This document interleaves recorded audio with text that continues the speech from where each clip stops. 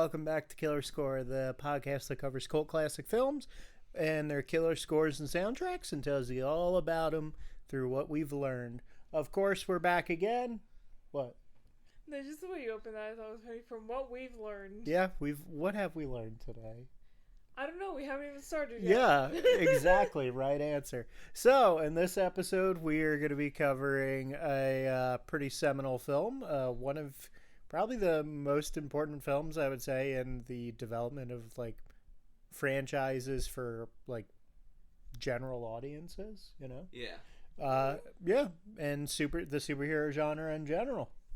And that would be the very first film of the Teenage Mutant Ninja Turtles from 1990. Hi, Bowie. Distributed by New Line Cinema. Directed. The house that Freddy built? Yep. Yes, the house that Freddy built. Directed by Steve Barron, with a score by... Eagerly awaiting while I find my notes. Yes, John Du Perez.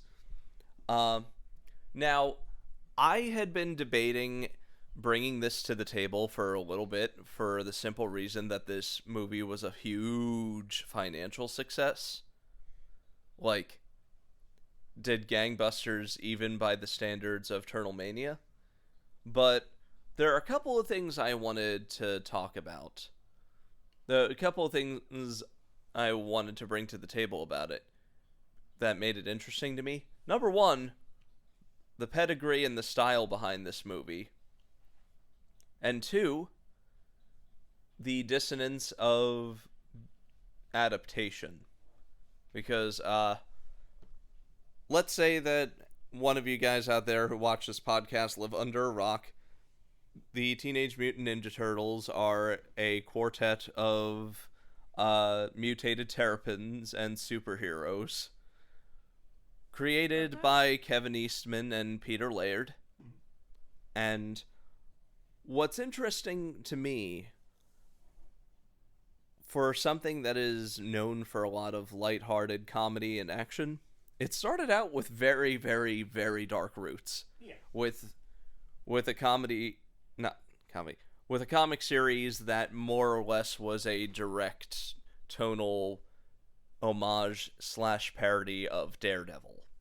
I mean, you had stuff like Splinter being based on Daredevil's mentor Stick, and you had probably the most direct reference with the Foot Clan being based on the Hand. Yeah.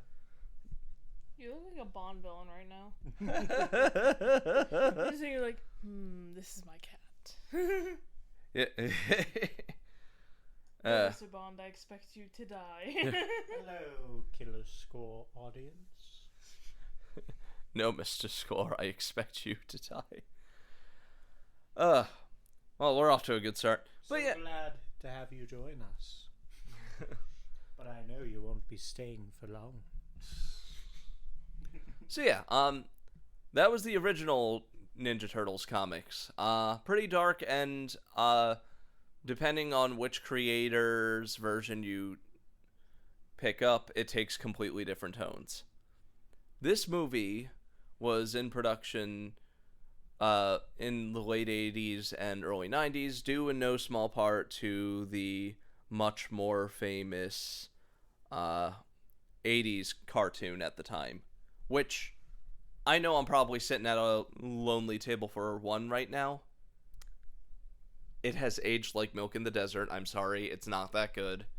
It has not held up. It does not hold up very much at all. I never watched it, sorry. D? Thoughts on the 80s cartoon, I guess? Not good. I'm sorry. No, it sure exists. It has a couple of good jokes here and there, and that's it. But,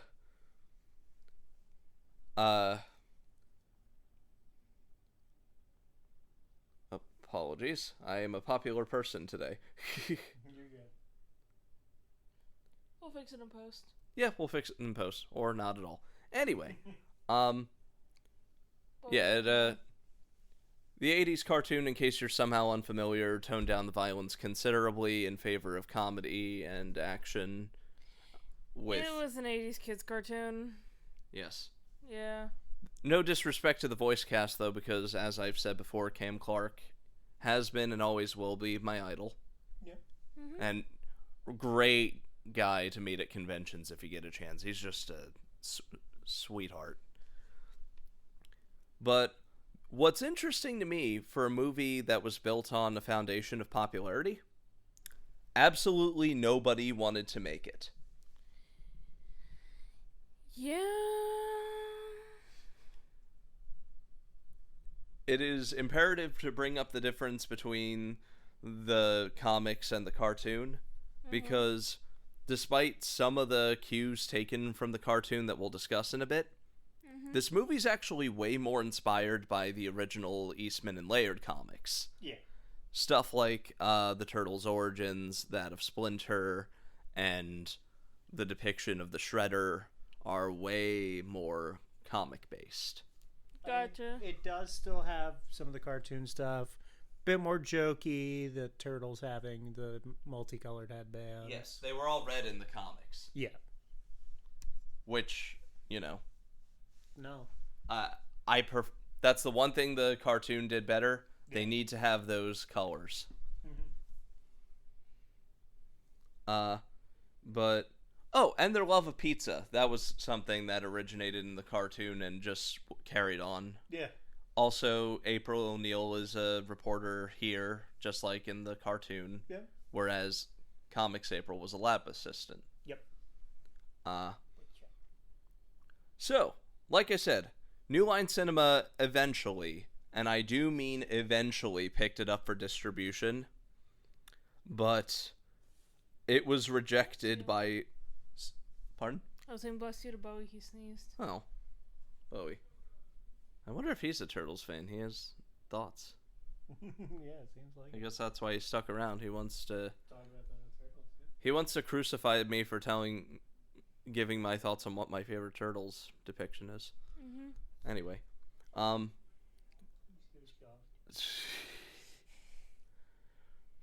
rough list of all the studios. Rough list of all the studios that rejected it: Walt Disney Pictures, Columbia, Universal, MGM, Orion Pictures, 20th Dodged a bullet there. Huh? Dodged a bullet For there. Orion? Yeah, they went out of business just a few years later. Oh, when did they exactly? Like, I believe like the early 90s. Oh yeah, because 1990 was when this movie released. And even Paramount Pictures rejected this Ninja Turtles movie, which is funny to me because guess who the... Nickelodeon? Yeah, exactly. Huh. Viacom owns it now, so... I don't know. Probably on They went Paramount Plus. defunct in 1999. Wow. Yeah. Yeah, you're dodged a bullet there. So, the reason why people were so skeptical about this movie was because a few years earlier, the release of the very terrible He-Man and the Masters of the Universe movie happened. Yeah, Masters of the Universe. The one for some reason that had Dolph Lundgren as He-Man. Okay. It was the 80s. That's true, it was the 80s. I'm pretty sure that 80% of all film producers were coked up. Yeah, that sounds about right for the 80s. Yeah. So, and as Erin alluded to, prior to this, New Line Cinema was almost certainly best known for the distribution of the Nightmare on Elm Street films. Yep, the house that Freddy built. And art house cinema. Yeah, they mostly just did stuff there. Director... I was just checking the charge on my phone. Oh, okay. I wasn't like staring at your feet or anything. I was like, oh, charge my phone now. Sorry. You're good. It's okay. Anyway,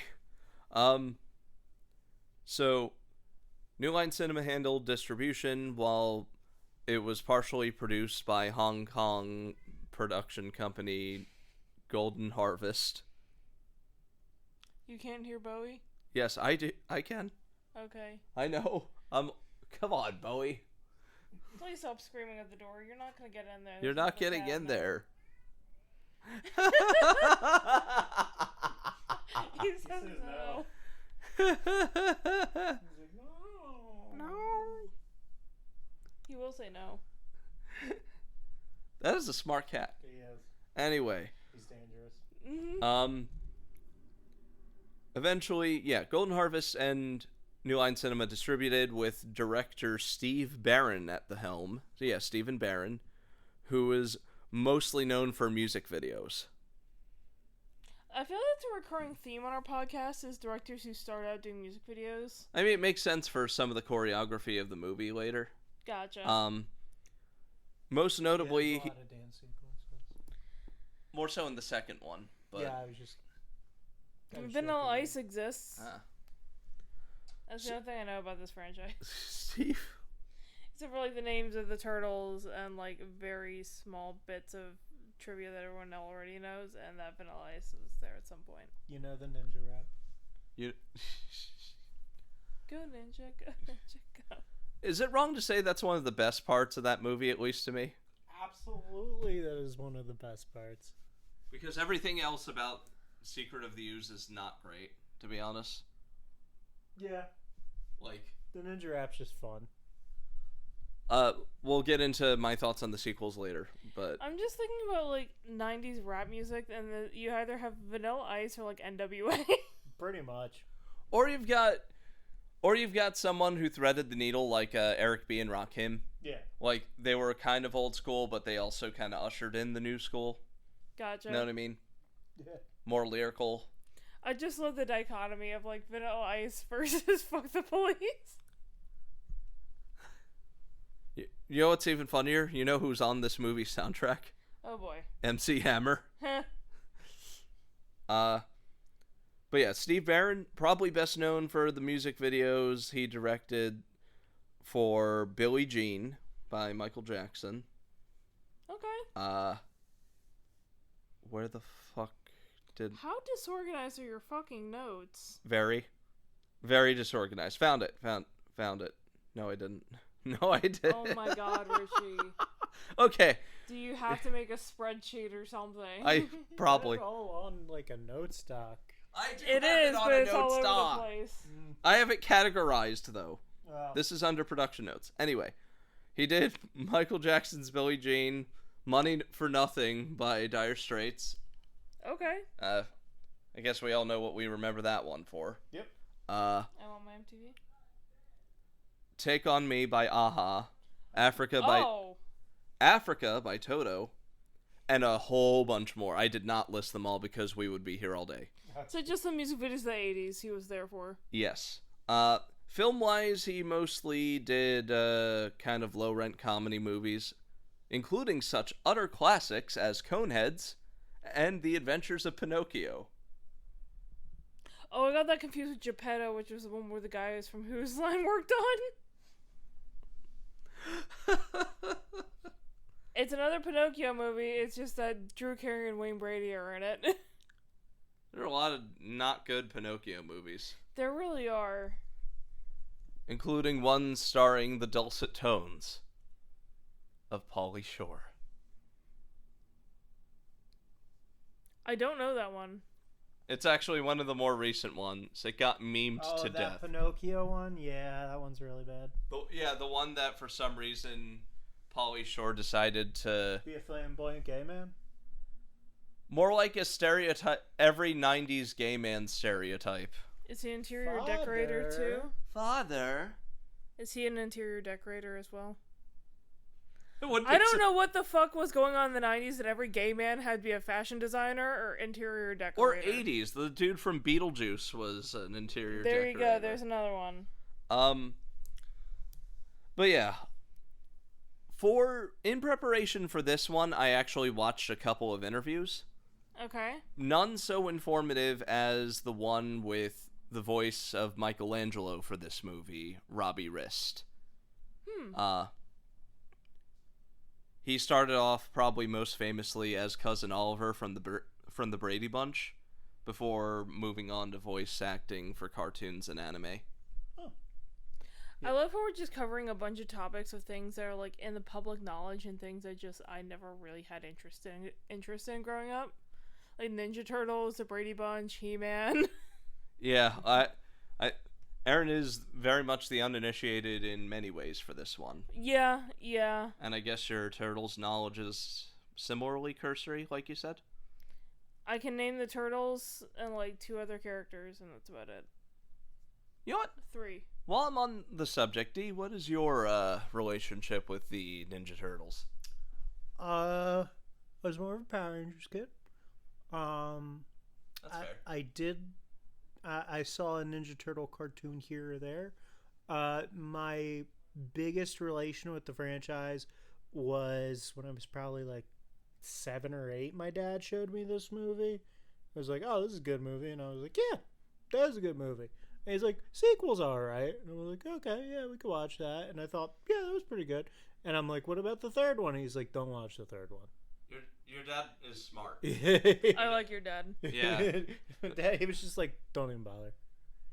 I'm like, not even for completion's sake. He's like, "You know how like the Nightmare on Elm Street movies get increasingly bad?" He's like, and I'm like, "Yeah," and he's like, "Yeah, it's like worse than like the worst Nightmare on Elm Street movie." And I was like, "Oh, okay." I'm just thinking of when we decided around Christmas time one year we were gonna watch all the Lethal Weapon movies. We stopped at like 3. Yeah, apparently Lethal Weapon 4 is really, really bad. We never got around to watching it, and we're just like, well, Joe Pesci's in it. So, more on the sequels later.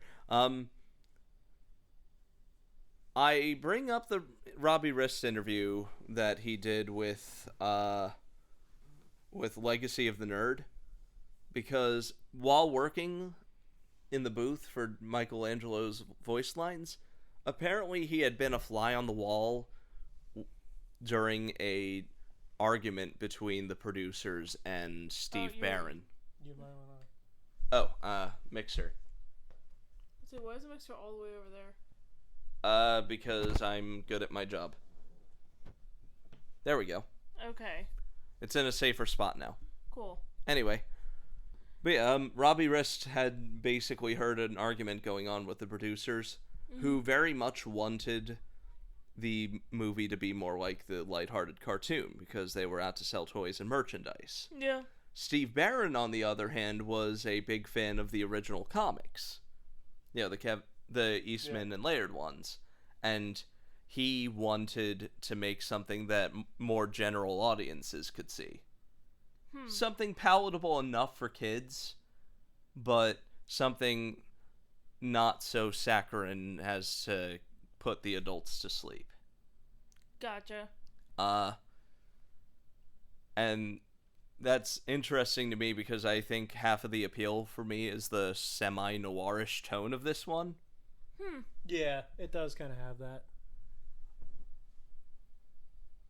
Now, from all the trailers and the clips and stuff, you probably think it as the most New York movie to ever New York. I'd have to get back to you on that one. Well, probably. Other than maybe New York, New York. But get this, only a couple of key scenes were shot in New York City. Well, yeah, it's really expensive to shoot in New York, even in the 90s. Yes. Full 80s. It had a production budget of $13.5 million, and save a few summer of 1989 shoots near the World Trade Center, Times Square, the Empire State Building, and the Hudson River, a lot of the shooting was done in North Carolina. I would expect Toronto.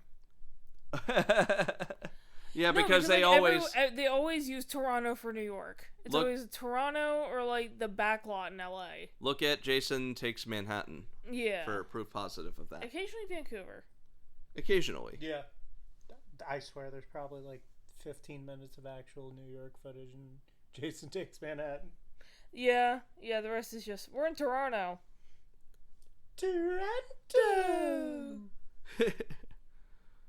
Filming took place in North Carolina at North Carolina Film Studios, creative name, where New York rooftop sets were created. Where is that in North Carolina? I'm just curious.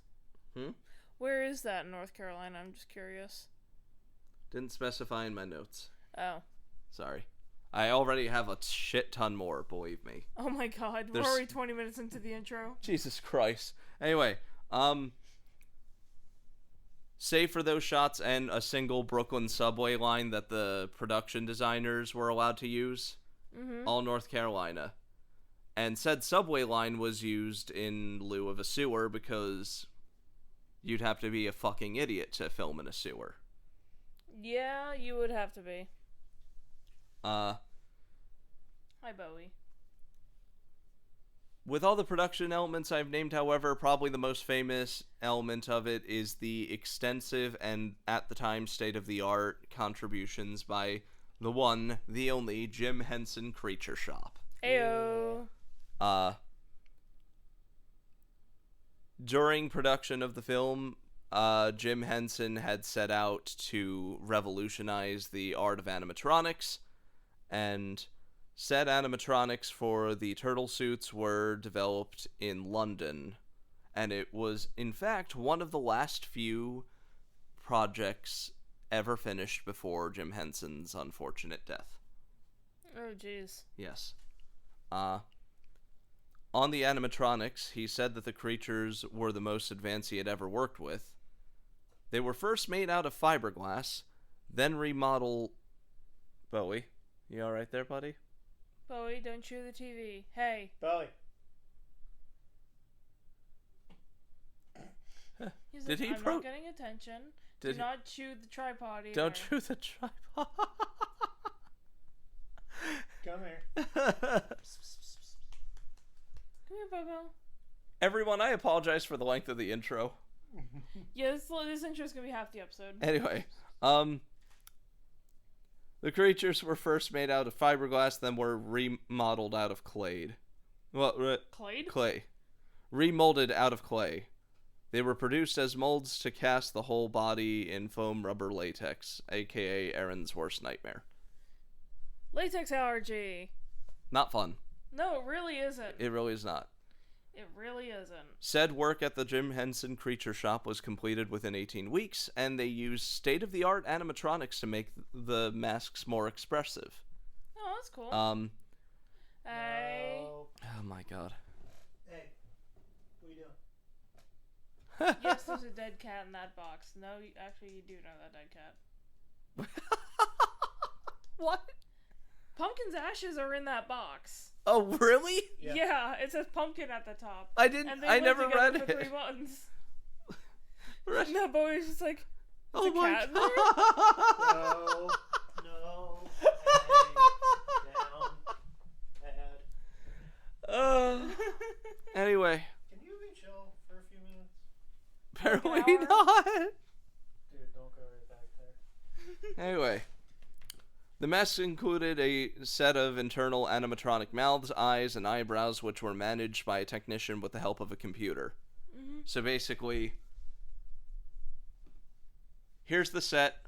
Here we are. We're the computer technicians, and we're handling these animatronic heads from behind the camera. And where's Bowie fit into the equation? He's just there. He's Steve Barron arguing with the production crew who wanted. Okay. But you get what I'm framing. But yeah, animatronics are. Pumpkin's ashes fit. You're in a rare mood today. So, we'll talk more about the animatronics later. You're taking my role. Fuck! I am. No! Alright. Put it up there. There we go. Yeah, why would you think to put it next to you when it could literally fall off this busted ass This couch sucks. Anyway. Why did you put it on the busted ass couch? Alright. So, animatronics. We already talked about those. They're super elaborate. They require joysticks and all sorts of elaborate contraptions. If you still want some, they have some auctions you can get of them. Put up, editing Richie, put up a picture of that lovely animatronic. I was trying to avoid the subject of them the whole time. They are terrifying. They are so fucking terrifying. Yeah, put up the suit. Put up the suit. Put up the suit. It looks great. But we quit eating plastic. Doesn't it look great, folks? Don't you want that in your house?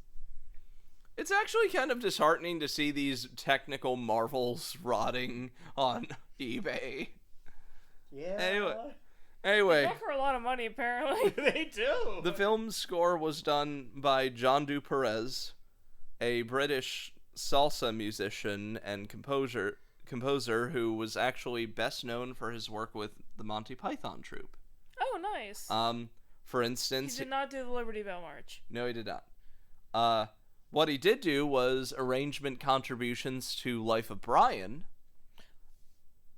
I was gonna do that movie at some point.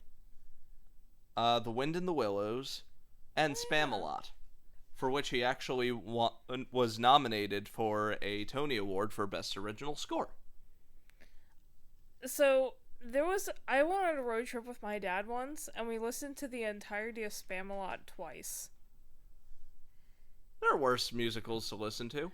No, it wasn't bad or anything. It's just my memory of Spamalot involves being in a car for 6 hours, listening to Spamalot twice, and then the Dresden Files. Alright. So, that's the score. Pretty good. Pretty, synth noirish from what I remember, D. Good score. Yeah.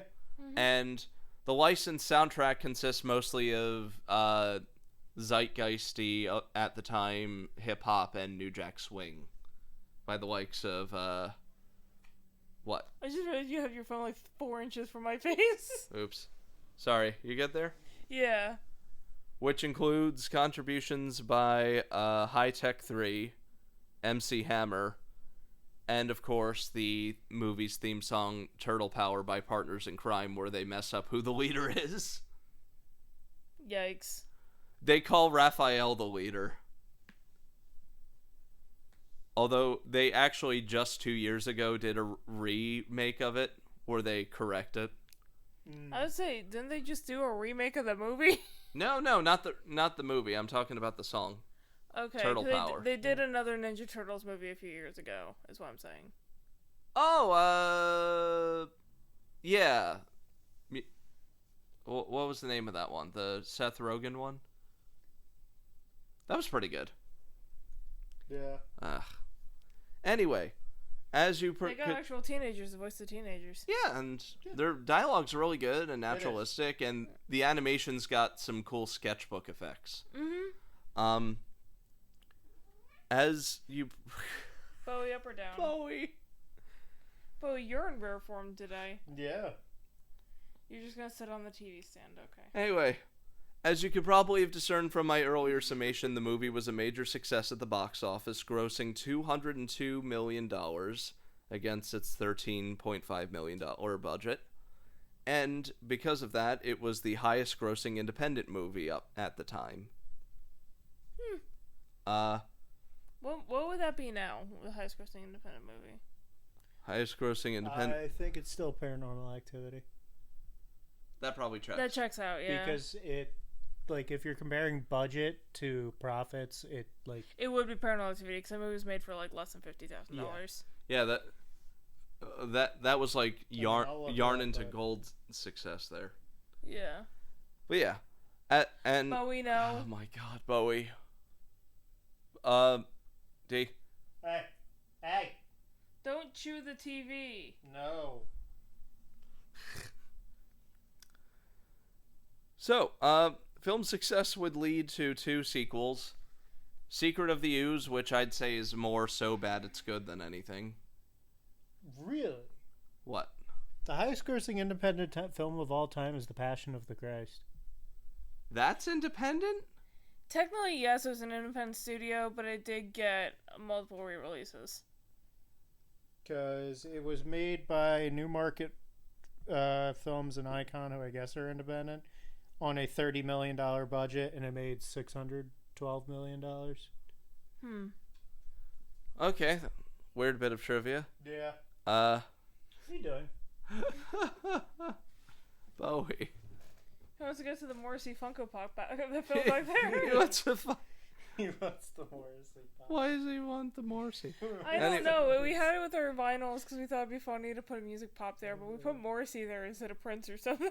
So yeah, like both sequels are not good at all, but I'd consider 2 drunk movie night material. Something I cannot say for 3, which is just garbage. Even as a kid, I didn't like it. Yeah. I mean, we got high and watched Minecraft. But that's actually fun. It is fun.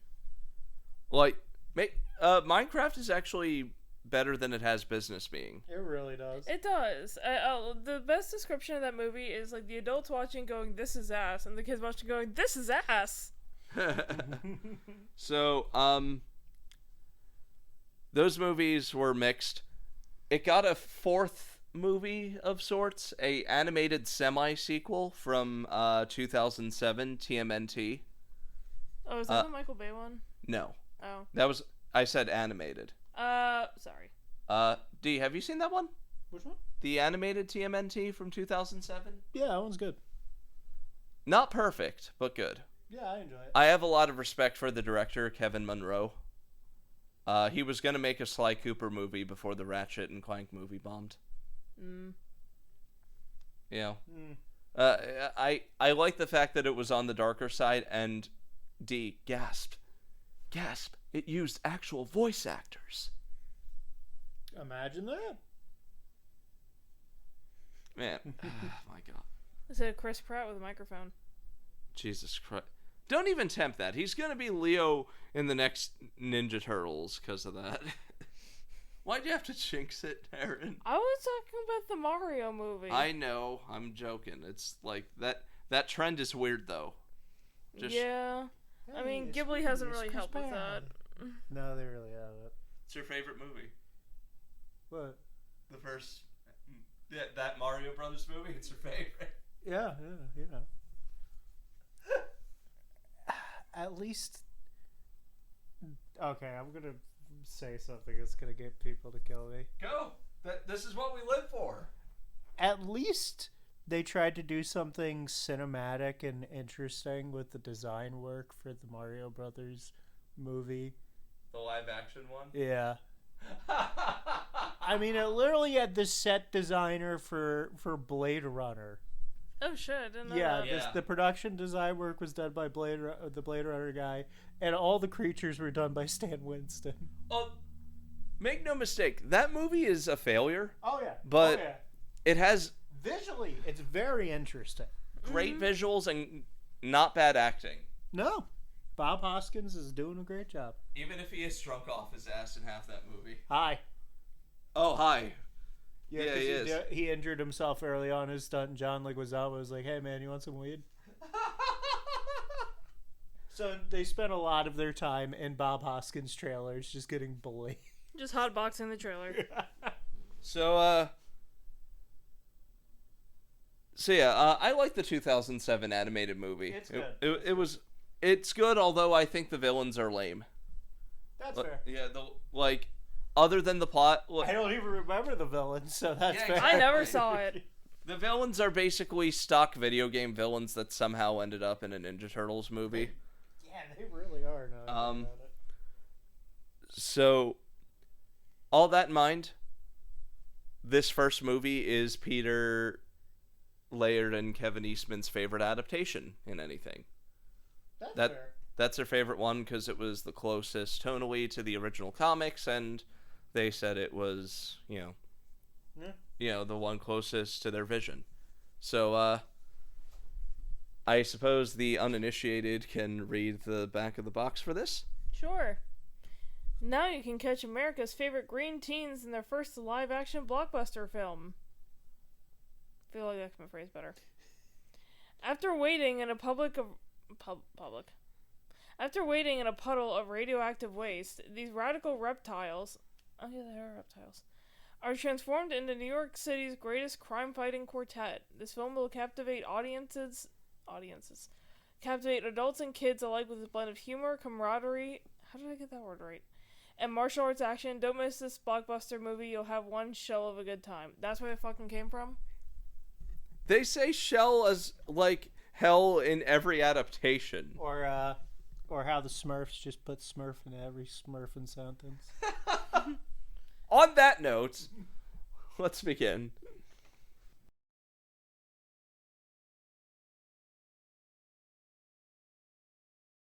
And we're back on the set of Killer Score, celebrating the 35th anniversary now of the first Teenage Mutant Ninja Turtles movie.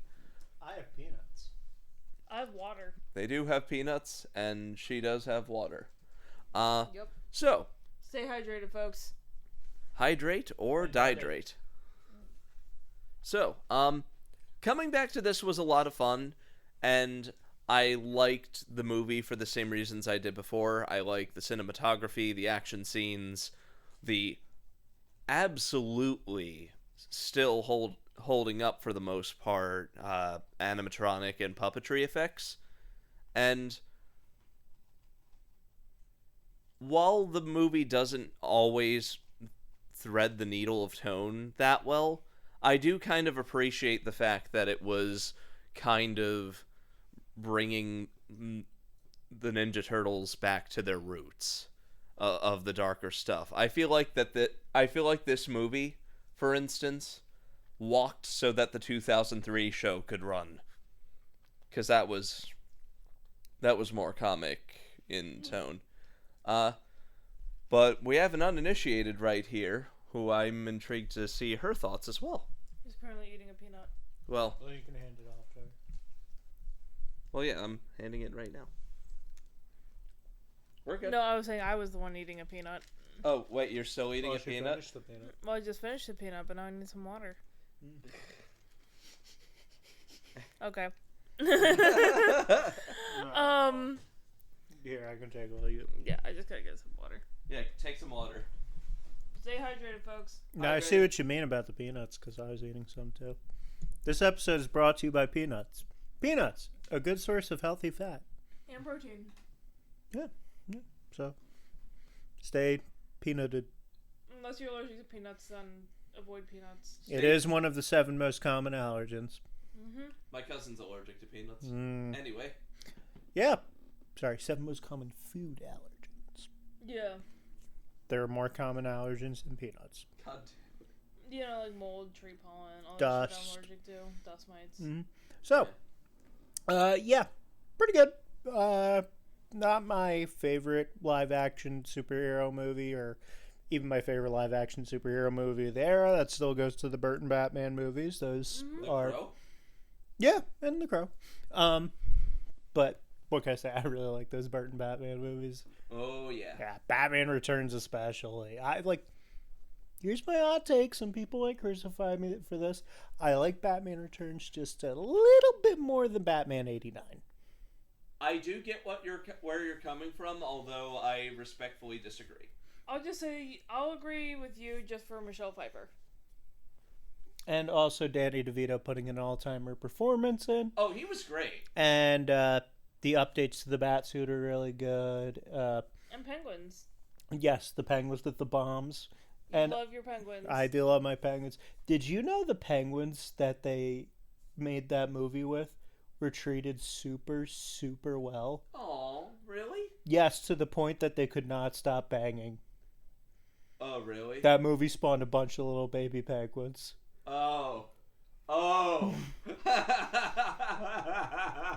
Yeah, because the thing Like is, when they brought happy, when they brought the penguins back, some of the penguins actually got depressed. They liked making the movie. That's cute. Yeah, those penguins loved making that movie.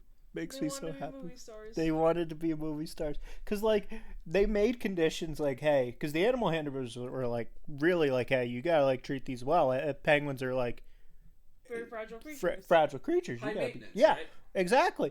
But they treated them so well, they practically pampered the penguins. So the penguins were like, yeah, this is the life.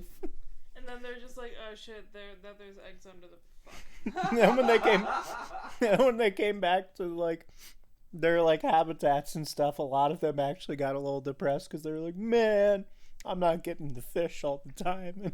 But then there were a lot more penguins. Yeah, it was really funny. Also, good cameo from Paul Rubens in that one. Oh yeah. Yeah. But anyway, we're not talking about Batman Returns. We're talking about Teenage Mutant Ninja Turtles. Although you could tie some interesting stuff into this when you're talking about like executives complaining about tone. Yeah.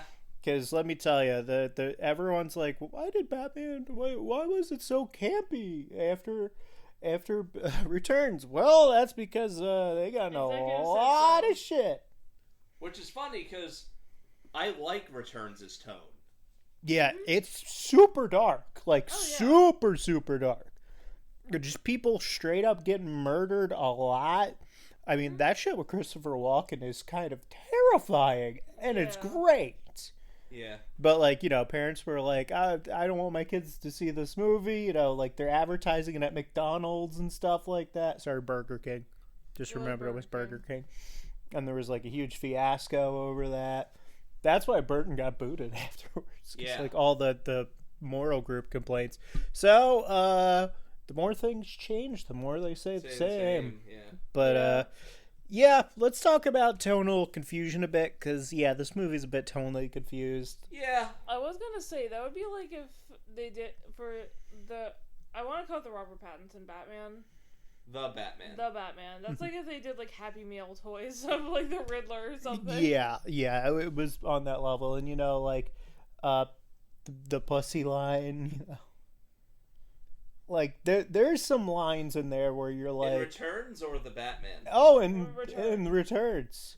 Oh, yeah, because, like, Oswald is a pervert. Oh, yes. Yes. Not he literally... And, like, that movie's just gory, too. Like, he bites someone's nose off, and there's a lot of blood. Oh, yeah. I was also going to say, who is more of a perv? Danny DeVito as Oswald or Frank Reynolds? Frank Reynolds. Yeah, absolutely. He literally lives for debauchery. That's true. And dude's like naked 50% of the show. You're right. He also banged his cousin. Yeah, he did. Sorry, his niece. Oh, Jesus Christ! Yeah. Teenage Mutant Ninja Turtles. So, no, this one's totally confused. Yeah. But can I say my biggest complaint of the movie? Yeah. What self-respecting New Yorkers are ordering Domino's? What self-respecting New Yorkers are ordering deep dish? Yeah, because Michelangelo's a New York poser. Yeah. For that. Hey. Sorry, Bowie.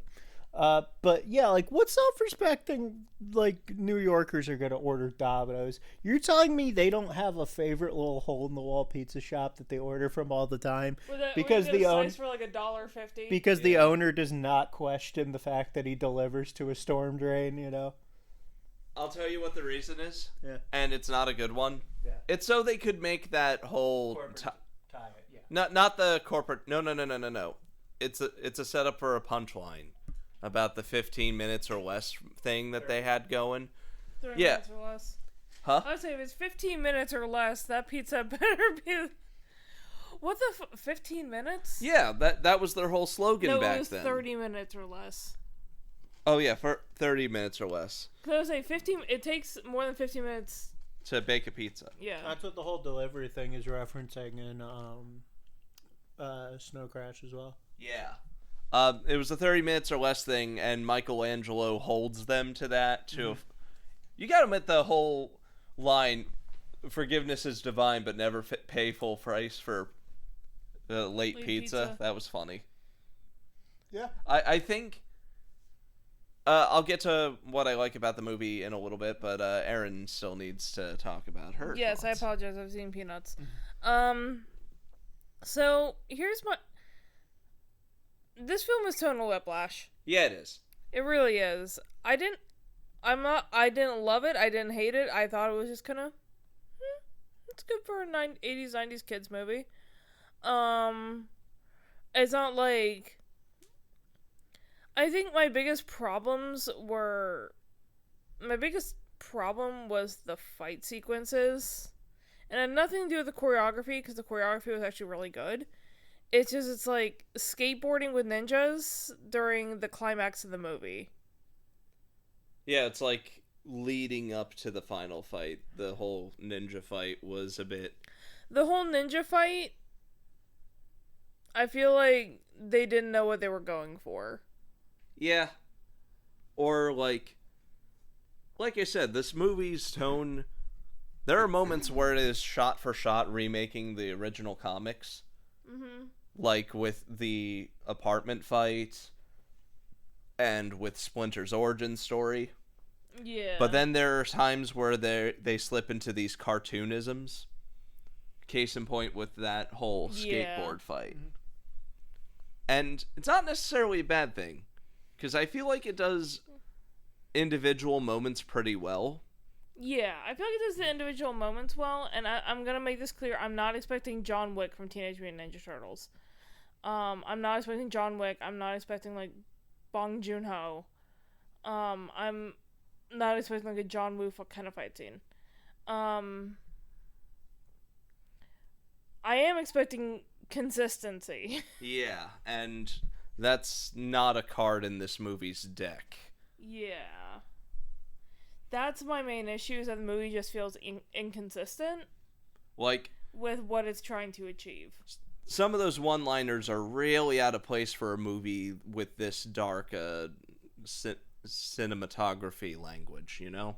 Yeah, and also like some of the lines when they're trying to be philosophical, I feel like don't work as well. Yeah, that's fair.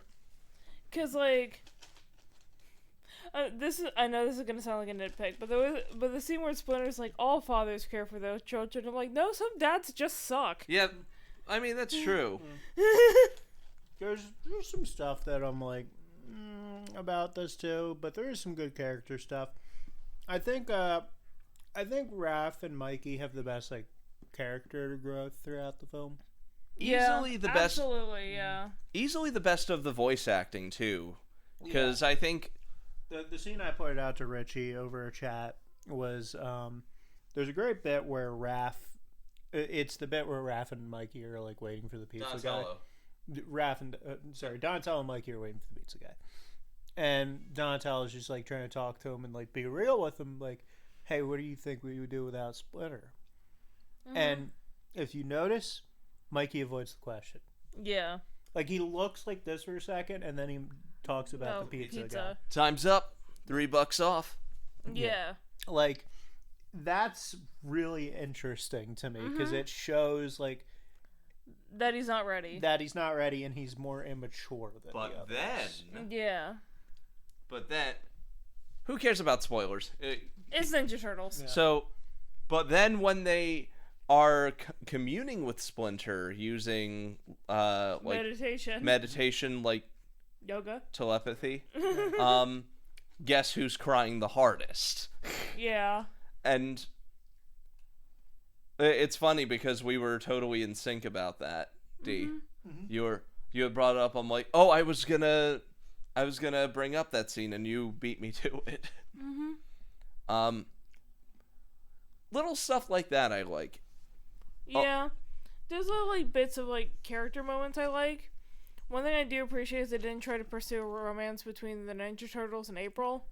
Oh. Well, that'd be weird. Oh, yeah, that'd be fucking weird. They avoid that basically in every continuity. Yeah. Good. Because it'd be really fucking weird.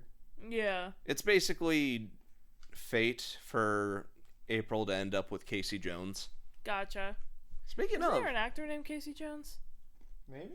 Not sure. That name sounds really familiar from somewhere else. Let me take a look. To Wikipedia. Good portrayal of Casey, by the way. Yeah. I don't know what the fuck they were going for in the 87 show. Oh my god, he was a railroad engineer. Yeah. Man, Beowulf is shy today. Anyway. Not Beowulf, Bowie. He died in a train crash in 1900. Well, that took a direction. Yeah. So, Erin, you obviously haven't seen the 80s show, and that's a good thing. Because for some reason, Casey Jones... What? Cat. Well, yeah. Bowie's been going nuts up there. No, it sounded like fighting. Oh. Yeah. Holy shit. They're loud up there today. 2 seconds. Yeah. You guys can continue. I'm just going to check the cats. Yeah. Make sure no one's bleeding. So yeah, I get to tell Erin about that weird version of Casey Jones in the old show. Please do. Yeah. So, for some reason, in the 80s cartoon, he's a bit different. Okay. In that he's basically a Clint Eastwood character. The actor literally based his version of Casey Jones off of Dirty Harry. Gotcha. You want the good news or you want the bad news? Did he throw up? That's the good news. Yeah? Bad news is it's on our sheets. Oh my god. Jesus. On our comforter. Oh my god. Oh my god. Well, he got it out. Mission accomplished? Kind of. I guess you should have paused that. Yeah. Yeah, technical difficulties, folks.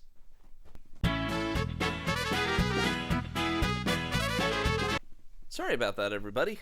Just checking on the kitties. Yeah, we had some cat difficulties, otherwise known as Wibble threw up on our bed. He had a really bad hairball that was making him all grumpy and like reclusive today. Yeah. He had a hairball and then he hacked it up on our bed. Yeah. He was wandering around though, which is good. Yeah. Teenage Mutant Ninja Turtles.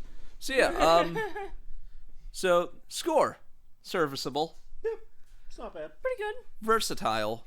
Although I do think it is very much emblematic of the inconsistent tone And the time, yeah. and the time.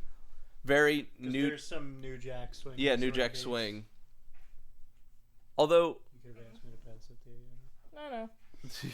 I mean, in all fairness, that's one of those trends from the '90s that I thought was pretty cool. No, I like New Jack Swing. I'm just like, when you hear it, you're like, yeah, this is the 90s. Yeah. The early 90s. Early '90s. Mm-hmm. I'm actually surprised Bobby Brown didn't pop up on the soundtrack. Or Bell Biv DeVoe. Oh. I mean, it's funny because some New Jack Swing makes an appearance on that recent movie we talked about, the animated one, the Seth Rogen produced one. Yeah, this could have been worse. Could have been the turtles coming out of their shells. Oh God! Why? I have no idea what you're talking. Wait, is that the Michael Bay one? No. Oh. So in the '90s, the Ninja Turtles had a rock concert at Radio God. City Music Hall. Dear God, help us all. And it was just as bad as you could imagine. Tour with it too. Oh yeah, they toured. And Shredder had a rap number. That's Beowulf. Yeah. So yeah, that was bad. But this movie, I still think it has its charms. Like, I don't think anyone's gonna argue with those animatronics. No. Like, No. I mean, I think Splinter looked fucking great in this movie. Shredder's costume looked terrible. The Ninja Turtles, I think their costumes look good. I think the animatronics look good. I cannot be within 15 feet of them. Yeah, because latex. Yep. So at least we know we're not gonna be in on those eBay auctions for the animatronics. Yeah, no.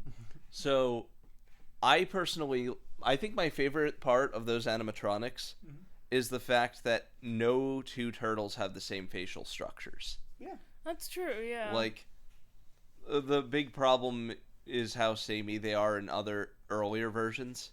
Like, you got Raph, who has more angular, sterner facial features. Yeah. You got Mikey, who's got the rounder, softer, more expressive one. Yeah. Leonardo is more, once again, angular to indicate he's the more serious one and the leader. And Donnie has really wide, expressive, inquisitive eyes. Yeah. Which, fitting. Yeah. Yeah, like the turtles fit their characters. Yeah. And yeah, voice acting's great. I think Robbie Riss is probably the best Michelangelo voice there's ever been. Yeah, that's fair. He's really good at those pop culture references, impressions, and one-liners. Mm-hmm. And if you like the concept of Raph having a Brooklyn accent, Josh Pais, I think his name is, was the first one to ever do that. Yeah. That was his I idea. didn't know that. Yeah. Yeah, apparently it was just because the voice actor already had a really thick Brooklyn accent, so they just rolled with it. Yeah, in fact, that fucking hilarious scene of the taxi Yeah. where they're like, I think it was a turtle in a trench coat. Yeah. You going to LaGuardia? Yeah. The passenger going, what the heck is this? That's Raph. Oh, that's fun. So it's Raph looking at Raph being like, what the fuck's this? Yeah. Mm-hmm. I remember one time the Red Letter Media people, when they mentioned this movie, said a good idea for a double feature is you watch this up until the point where Raph goes to the movie theaters. You pause the movie, watch all of Critters, and then start the movie up right as he's leaving the theater. Which, that's funny because I think that there was an inside joke about some of the writers of this movie being involved in Critters. Well, I think it was Golden Harvest Studios was involved with Critters. Yeah. But yeah, like watching that interview with Robbie Riss was illuminating because saying it shows that there was a dispute is an understatement. Yeah. Like you could tell that where Golden Harvest was like, okay, here's a joke. Oh, that's right. New Line Cinema distributed Critters. Gotcha. Oh, yeah. So they weren't the production company. The production company was someone called Show Films, but like, That's the name? yeah, in jokes. yeah. But New Line put out Critters, so it was like, yeah, where the heck do they come up with this stuff, you know? Yeah. Yeah. Easily the best of the three of those Turtles movies, though. I mean, I haven't seen the other two. I would recommend 2 as a drunken or high movie night. Okay. 3 I would recommend using as flint. That's it. Or I don't think you can use that as a flint. or just as Plastic, it'll melt. just smash it to pieces then. Okay. Because 3 is not good. Like, I feel like we were back talking about, like, the Rocky Horror sequel that we're just like, don't watch it. it's like that Far Side gag you mentioned where it's like the video store from hell. Yeah. It's just copies of Shock Treatment and Ninja Turtles 3. Yeah. But I honestly think it's admirable that they tried injecting a little darkness into something like this. I'd say it's admirable. I just feel like the execution wasn't as. They could have gone further. They could have gone further, but I feel like you can sense the meddling in this movie. Yeah, you can definitely see the handprints of Golden Harvest wanting that more PG rating. Yeah. Like, some of the turtles have some potty mouths. They do, but it's still a PG rating. Yeah. Because you can say damn and shell doesn't mean you're going to get a PG-13 rating. I do like that scene where Raph is freaking the hell out at Casey and he shouts, damn. Yeah. Yeah. That one's great. I love that scene. What? I felt like the actor must have really been pissed at somebody because, like, you could feel that. Yeah. That's Channel your hatred. Sorry, I'm just very itchy today. Yeah. That's okay. I feel I just got over I'm getting over sunburn and my skin's flaking right now. Oh yeah. That's probably it. Were you burnt from when we helped our friend move or something? No. Yard sale. Something else. Oh, duh. So yeah, I'd say this was good to come back to. It was a lot of fun. Mm-hmm. A lot of good tracking shots for a Ninja Turtles movie. I will say there were some good tracking shots in there. I did like some of the cinematography. It's not perfect, and I can't say I was like, oh my god, I'm in love with all the cinematography in this movie, because there were some shots I really hated. Oh, I know which one you're talking about. Yeah. Some of the close-ups. The close-ups, yeah. I'm not a big fan of close-ups unless you're doing it in a way that either enhances the scene or is used artistically. Pause one of those close-ups, and you'll see the most horrifying thing ever, which is one of the turtles' mouths opening. And you see his mouth. And you see the actor's mouth. Yeah. It's... Like, don't get me wrong, the effects are still great, but... They're complicated animatronics. There are gonna be moments where you notice some holes. Bless you. Gesundheit. Thank you. You alright? Tissues? I'm good. Okay. Yeah, I definitely will use the bathroom up there. Yeah, we can smell it from I here. can smell it. Dear Lord. Well, better out than in, right? Yeah? But yeah, overall, I'd say give this a revisit. Mm-hmm. I got this Blu-ray pretty cheap. That's true. I mean, these kind of movies you can usually get a Blu-ray for under $10 on Amazon or eBay. Yeah.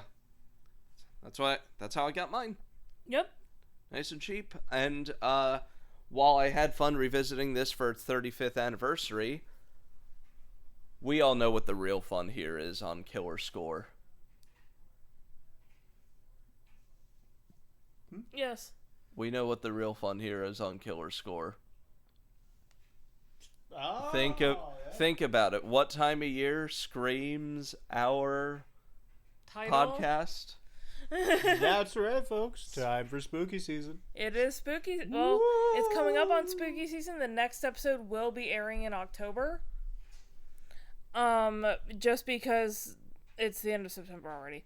And the next couple weeks are kind of busy for us. Yeah, but we will be back. But we will be back in October. And the rock has been passed to... Me. So, my movie pick has a lot of Killer Score veterans in the movie. It's directed by Andrew Fleming. Ooh. With music by Graham Revel. Once again, Graham Revel from Power Rangers. From Power Rangers. Spawn, Andrew Fleming. Spawn. The Crow. Spawn. The Crow. And Andrew Fleming from Hamlet 2. Call back to that great episode. Call back to that episode. That was a lot of fun. That was a real fun episode. That was a lot of fun. I do get Rock Me Sexy Jesus stuck in my head a lot. Rock me, sexy Jesus. Now it's stuck in your head. Now it's stuck in your head. Go look it up on YouTube. It won't leave, people. But anyway, we're gonna go back. We're gonna stay in the 90s, but we're gonna fast forward a little bit to the mid 90s, around 1996, and we're gonna take you down a little witchy journey. Next episode, we're watching the 1990s cult classic teen witch film, The Craft. See you next time. Next time.